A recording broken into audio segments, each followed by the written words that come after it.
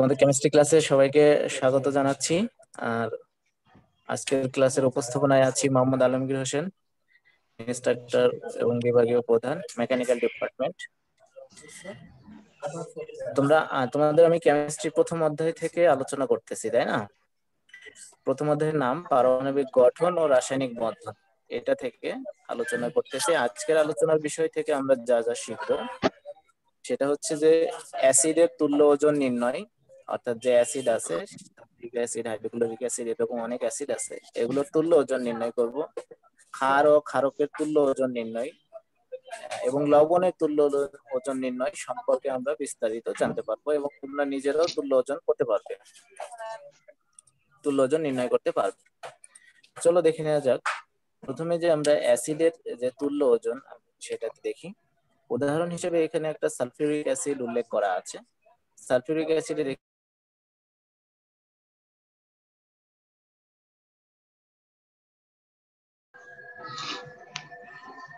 ভাগ ওজনের প্রতিস্থাপনীয় হাইড্রোজেন আছে, অর্থাৎ এক ভাগ ওজনের প্রতিস্থাপিত হাইড্রোজেনের সাথে 50 ভাগ ওজনের সালফিউরিক অ্যাসিডের মধ্যে। অতএব সালফিউরিক অ্যাসিডের তুল্য ওজন 49। এটা কিভাবে আসলো? আমরা যদি একটু দেখি তাহলে বিষয়টা ক্লিয়ার হবে। এখানে দেখো, এটা কি সালফিউরিক অ্যাসিড? এটা কি সালফিউরিক অ্যাসিড? আমরা যে H2SO4 এটা দেখাচ্ছি, দেখতে পাচ্ছ? একজন কথা জি বলো। স্যার। জি স্যার। জি স্যার।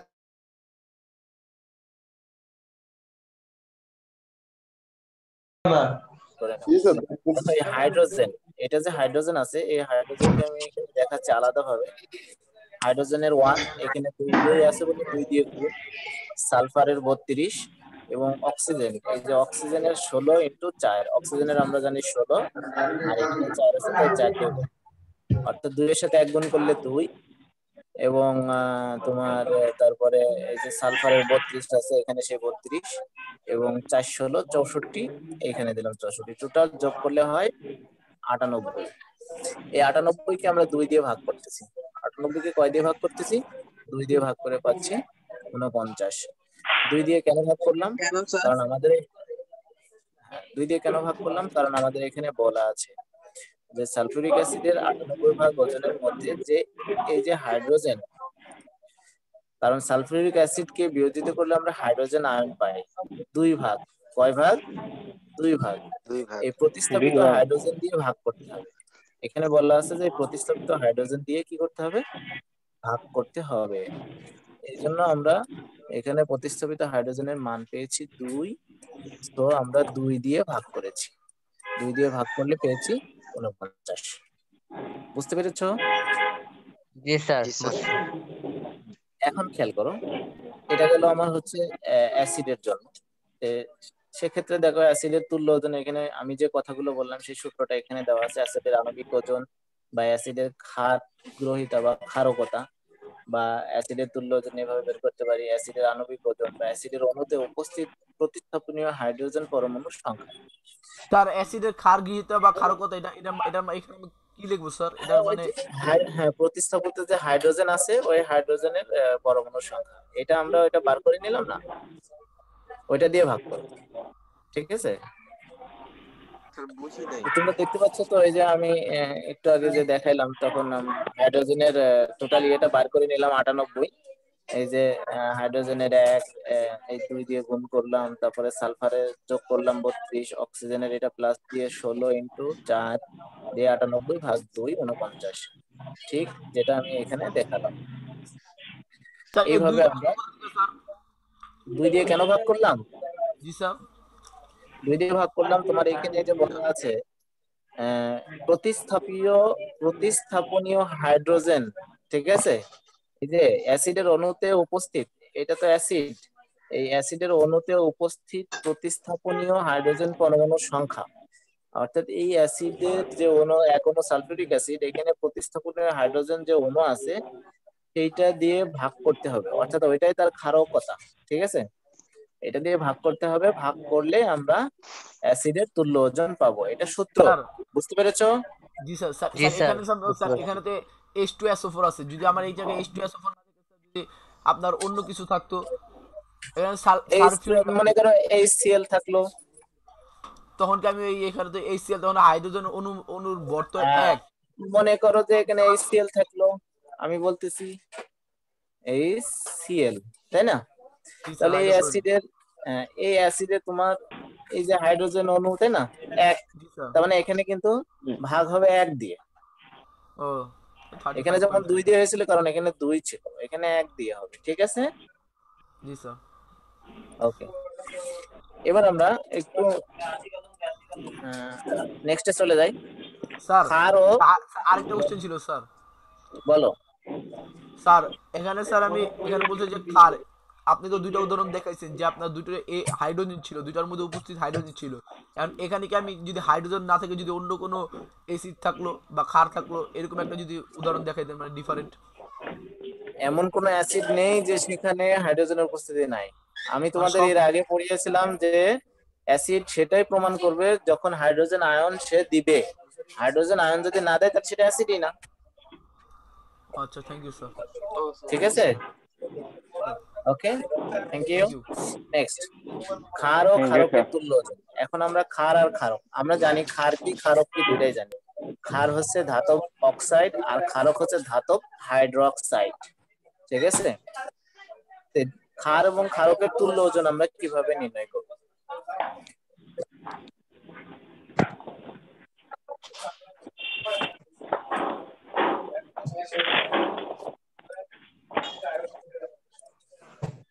ও, দেখো আমরা ক্ষার এবং ক্ষারকের তুল্য ওজন কিভাবে নির্ণয় করব সেটাতে আমরা এখন যাচ্ছি। স্যার, বললো, কোনটা খারাপ কোনটা খারাপ এটা কিভাবে চিনবো স্যার? আচ্ছা বললাম স্যার ধাতব কোনটা খায় কোনটা খারাপ অক্সাইডই হচ্ছে ক্ষার, ধাতব অক্সাইড ক্ষার এবং ধাতব হাইড্রো অক্সাইড হচ্ছে ক্ষারক। বুঝতে পারছো? জি স্যার। আচ্ছা দেখো, আমি তোমাদের যে এই যে সোডিয়াম হাইড্রো অক্সাইড, এখানে কি আছে? সোডিয়াম আর হাইড্রো অক্সিজেন, হাইড্রোজেন। অক্সাইড। এই sodium ten hydro Q oxide, ই স্যার স্যার একটু সেকেন্ড স্যার, 10 QEM এই নাম্বার নাম দেওয়া। এই তোমার মাইক বন্ধ করো। হ্যাঁ হ্যাঁ হ্যাঁ, মাইক বন্ধ করে দাও।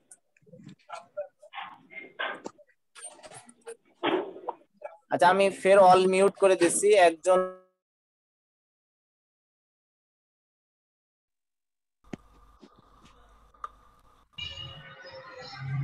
জি স্যার, এবার বলেন স্যার।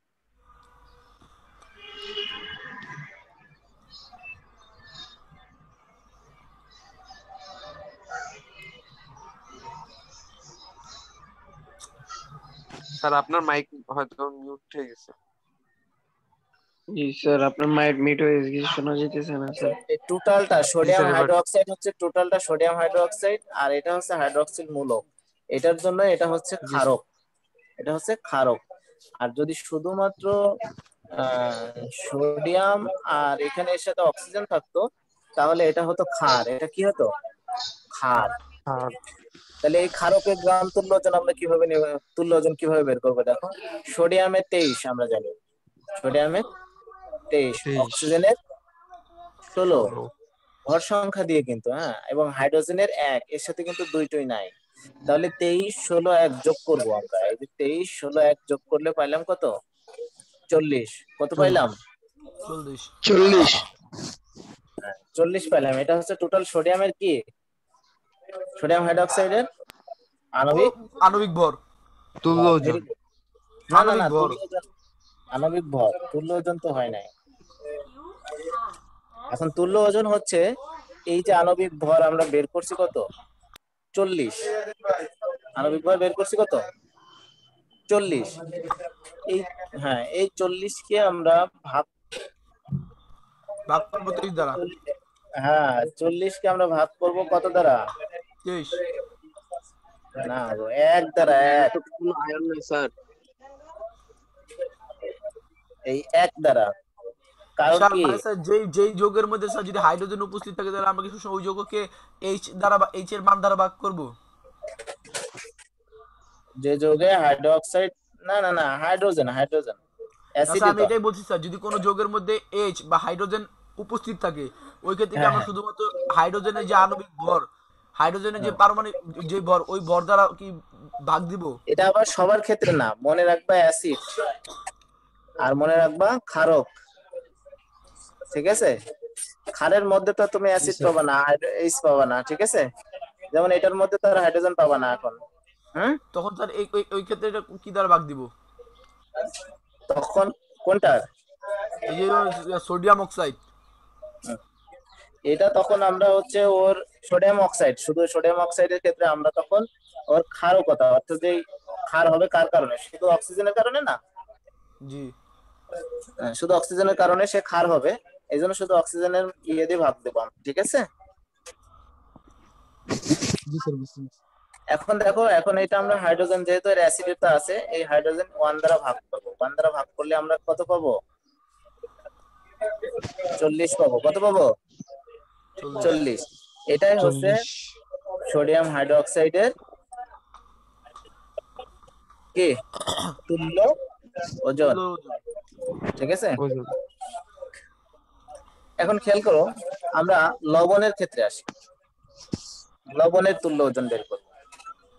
বলছে লবণের তুল্য ওজন বের করতে গেলে আমাদের একটা জিনিস মনে রাখতে হবে, সেটা হচ্ছে যে ওই যে ওজন আছে, লবণের যত ভাগ আমরা ওজন পাবো, ওর মধ্যে যে সক্রিয় মৌলটা থাকবে, ঠিক আছে, ওর মধ্যে যে সক্রিয় মৌলটা থাকবে, সেই সক্রিয় মৌলের বা যৌগ মূলকের যে তুল্য ওজন হবে সেটা দিয়ে আমরা ভাগ করব, সেটা দিয়ে আমরা ভাগ করব, ভাগ করলেই আমরা লবণের তুল্য ওজন পেয়ে যাব।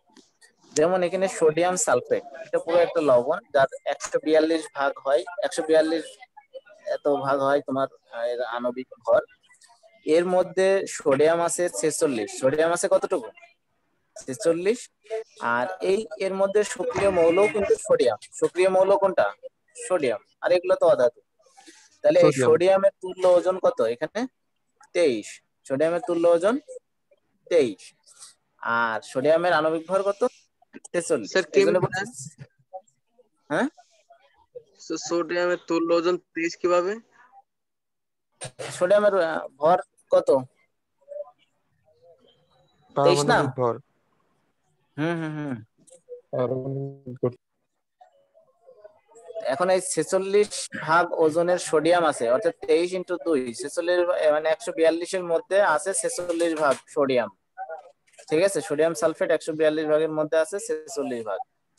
আর এই 23 ভাগ শুধু সোডিয়াম আছে, 23 ভাগ শুধু সোডিয়াম আছে। এই 23 ভাগ ওজনের সোডিয়াম আছে, তাহলে 142 ইন্টু 23 ভাগ 46, ঐকিক নিয়ম, মোট 71 ভাগ ওজনের সোডিয়াম সালফেট। অর্থাৎ এই সোডিয়াম সালফেট 71 ভাগ ওজনের, এটা হচ্ছে এই লবণের তুল্য ওজন। সোডিয়াম সালফেট যে লবণটা পাচ্ছে এটা তুল্য ওজন। কিভাবে একটু দেখো, এই যে লবণের তুল্য ওজনের সূত্র দেখো, লবণের আণবিক ভর ইন্টু যে মৌলটা আমরা ওখান থেকে পাবো সেই মৌলের তুল্য ওজন ভাগ মৌলের আণবিক ভর, এটা মনে রাখবা, এই যে এই সূত্রটা, ঠিক আছে? তা আমরা এই যে এখানে 142,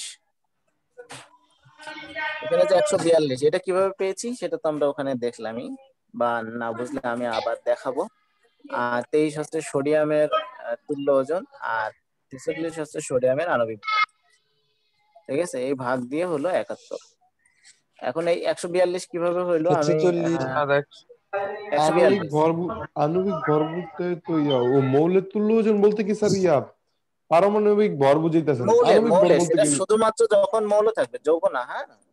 ওকে স্যার, আর তাহলে 46টা কি মৌলের আণবিক ভরটা? আণবিক ভর, হ্যাঁ, ছিল কি সোডিয়াম সালফেট জি স্যার। Na2SO4। 4। এখন দেখো আমি ওই হিসাবটা করে দেখাচ্ছি একটু। সোডিয়ামের আমরা জানি 23, কত? 23 গুণ এই 2, হ্যাঁ, এইটা হলো কি আণবিক ভর স্যার নাকি? হ্যাঁ হ্যাঁ, যোগ এই সালফার, এই যে সালফারের কত? 4 স্যার 32। 32। 32 32। আর এই অক্সিজেনের কত? 16 স্যার 16 16। এর সাথে গুণ হবে কত? এই যে ইনটু 4। 4। Very good. ও আচ্ছা এই টোটাল হিসাব করলে হবে 142। এই 142 এভাবে আসছে, ঠিক আছে? জি স্যার মৌলের আণবিক ভর। হ্যাঁ, আর এই 23 আসছে শুধু এই এটা তুল্য লবণের ওজন, মৌলের শুধু তুল্য ওজন। হ্যাঁ, আর স্যার আণবিক ভর এই টোটালটা, এই 46, 23 দুগুণী 46। ঠিক আছে, জি স্যার। তাহলে এটাই ছিল আমাদের হচ্ছে লবণের তুল্য ওজন। আমার মনে হয় তোমরা সবাই বুঝতে পেরেছো। স্যার ডান পাশে একটু বুঝি নাই স্যার।